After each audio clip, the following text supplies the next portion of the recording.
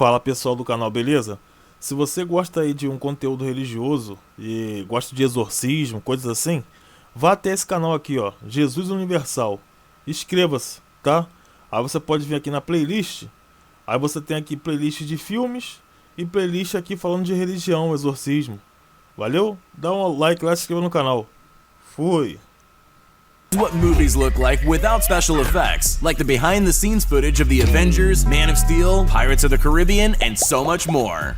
Long before Johnny Depp's live-action courtroom drama, he and Orlando Bloom were busy fighting off zombie sharks on a sinking boat. The only problem is, zombie sharks are a little hard to come by, so the Pirates of the Caribbean VFX team made do with a massive blue screen set, My dog stepped on a bee. a hydraulic-powered boat, and plenty of imagination.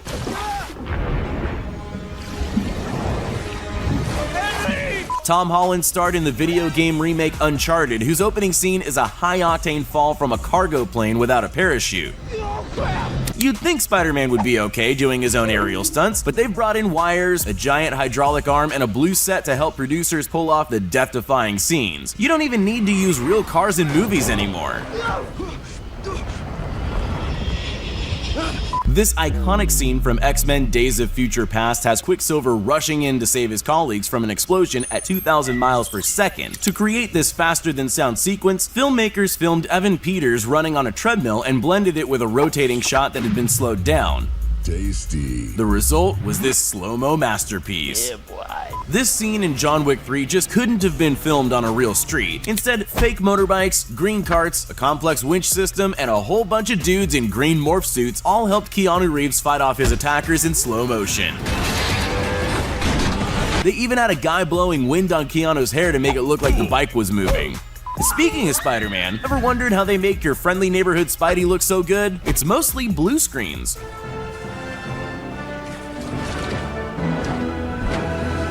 And a whole lot of fighting that only really looks good from a certain angle. Despite all the help, some of Tom's acrobatics are actually quite impressive. This scene from Supergirl looks a little different without the post-effects added in. I'm just gonna go ahead and say it. Superheroes without their powers just look like mimes in fancy leotards. We're not gonna win this today.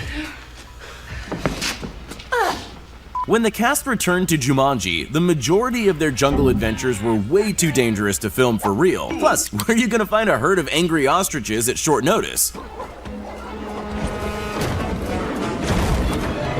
The film and effects crew utilized some inventive blue screen sets and high-end CGI to create a visual masterpiece. And now head for the rhombus! Come on, hurry up. Rhombus! Rhombus!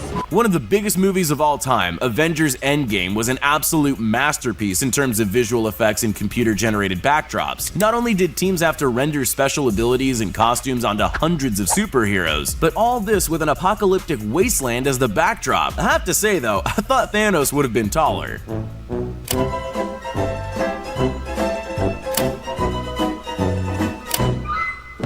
Rather than trying to teach Jason Momoa how to breathe underwater, the team behind Aquaman used some pretty inventive visual effects to bring the DC superhero comic to life. Lighting, wires, and motion capture were all employed to take this above-ground set straight to Atlantis. On a bee. Superman's Man of Steel makes every kid want to fly, but the secret to this superhero's flight ability all comes down to wires, pulleys, and a team of people pulling the strings. He's not really faster than a speeding bullet, it just looks like it when you speed up the tape. The powers might be fake, but the Man of Steel's abs are 100% real.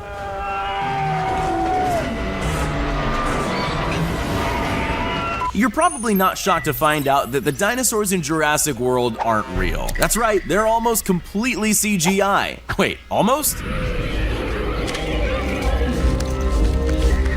We hate to ruin the mystery behind these fierce velociraptors, but they're actually just guys in gray leotards and raptor helmets. For the most part, Chris Pratt just has to pretend there's a vicious predator standing in front of him. What about the T-Rex? Nope, completely computer generated. In this scene from World War Z, Brad Pitt's character throws a live grenade inside an airplane to save himself from a frenzied zombie herd. Rather than sacrifice 100 extras at 30,000 feet, the special effects team used a prop plane, wind cannons, wires, and a giant green screen set to create the epic scene.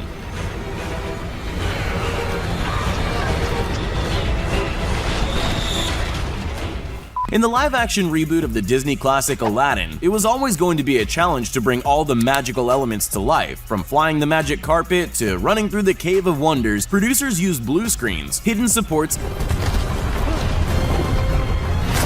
and specially designed motion capture suits for Will Smith's genie.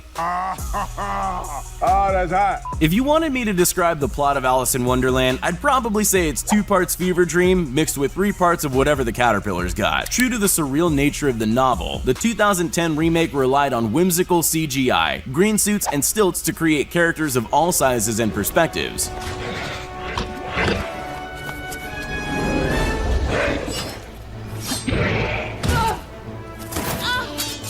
The logistics of building a massive wall are way beyond most film companies. It's even beyond most presidents. That's the reason why producers working on Maze Runner used incredibly realistic CGI to render these massive maze walls. There's only small constructions used for reference. The rest is a complete fabrication.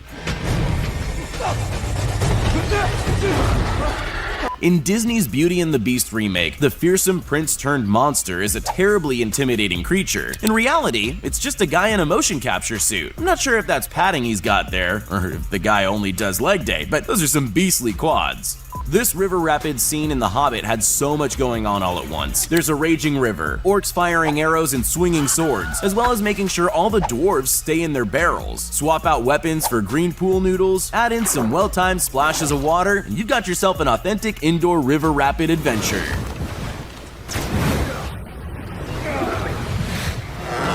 Behind the silky smooth animation of the Teenage Mutant Ninja Turtles, who knew there were actually 4 ninjas underneath it all wearing motion capture suits and fake shell backpacks made out of foam? Cowabunga! We're still a few years away from the android servants used in the Kingsman Golden Circle, but the special effects team used an actress in a green morph suit to render a fairly convincing CGI droid. The robot stand-in even wore roller skates to give the movement some authenticity for the final shot. Please take your shirt off. A movie full of sentient apes is a VFX team's worst nightmare. Even though finding extras that act like monkeys sounds easy enough, adding the computer rendering to a dozen motion capture suits is an exhausting process. But the end result is all worth it. While watching Planet of the Apes, it's hard to tell it's just some guys in gray costumes monkeying around. The Matrix was one of the first movies to really use mind-bending VFX and innovative cinema techniques in a way people hadn't seen before. They coined the bullet time shot to create this bullet-dodging scene on the rooftop using green screens, multiple moving cameras, and wires to keep Neo from hitting the ground. When it comes to superheroes, there's one you definitely call overpowered. With almost every superpower in the book in her arsenal, making Captain Marvel come to life on the big screen was any VFX animator's dream. If climbing Mount Everest is one of life's hardest achievements, it makes sense that a film crew wouldn't be up at the peak of the world's highest mountain. Instead, teams built base camps under a giant green screen backdrop. Treacherous walks across icy caverns and climbs up rock peaks are all done in the comfort of an air-conditioned set. America's favorite superhero, Captain America. He needed a little help pulling off the superhuman feats on display during Civil War, and help came courtesy of some cool practical and visual effects. When he's not manhandling helicopters,